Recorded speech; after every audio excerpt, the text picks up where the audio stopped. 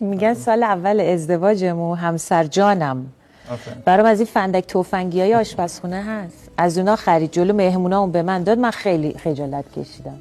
عجبا. تو کار فندک بوده مرد کلا. حالا خانمی نوشته همسر من هر چی بر من لازمه رو جمع میکنه، همش روز زن میگیره. حالا میگیره دیگه. خب آره خوبه. میگیره خوبه. یه خانمی پیام دادن که همسر من بر من یه کاپشن و کفش خریده مثلا 5 میلیون، الان میگه بده اونا رو بفروشم برات کادو روز زن بگیرم. من یکی از تولدام همسرم خب مثلا مهمونم داشتیم و دیگه جلو مهمونا گفت من میام یه کارت هدیه آنچنانی به تو میدم. گفتم باشه دیگه کادو دیگه. کارت هدیه رو داد، من مثلا گذاشتم شب مثلا بالای این شومینه. صبح بلند شدم دیدم نیست. زنگ زدم گفتم کارت هدیه من چیه؟ گفت خب لازم داشتم. من گفتم جلو مهمونا. یا آقای چیکار کرده؟ یه سال همسرم جعبه خالی طلا رو به من هدیه داد، ولی داخلش یه نوشته محبت آمیز گذاشته بود، خیلی بر من ارزشمند بود.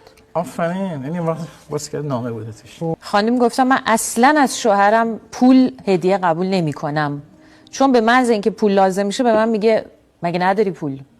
چرا نمیدی به من؟ بعد انقدری پول نمیده تا اون کادوه تموم بشه. یعنی آمار اون پوله رو داره. آفرین.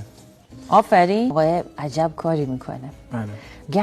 همسر من هر سال روز تولدی روز زن میاد جلو بچه‌ها دامادم کارتشو میده، میگه برو برای خودت هر چی میخوای بخر. رمزش هم نمیده. آره برای خود واریز کن. نه میگه هر چقدر میخوای برای خودت واریز کن. میگه من اون لحظه نمیکنم، حالا میگم شب مهمونا رفتن، بعد میگه وقت تموم شد، باید همون لحظه انجام میدادی. چی گفتم من؟ خانم لحظه ها رو دریاب.